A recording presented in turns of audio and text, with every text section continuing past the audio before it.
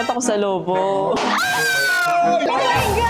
All eyes here, Team CP. C plus Boaz here reporting for duty. What you might not know, however, is that I'm being flanked by two beauties mula sa Miss Grand 2025. Hi everyone! My name is Dawn Salas, Miss Grand, Quezon Province! Hello everyone, I am Babylin Cancunamo, your Miss Grand, Parañaque City! So, the name of the game is Pop the Balloon. Mangyayari talaga, magkakaroon ng putukan dito.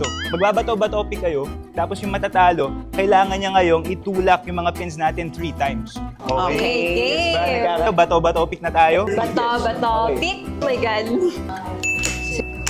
Wala pang putukan na ganap. Bato, pick. Ako! Ito.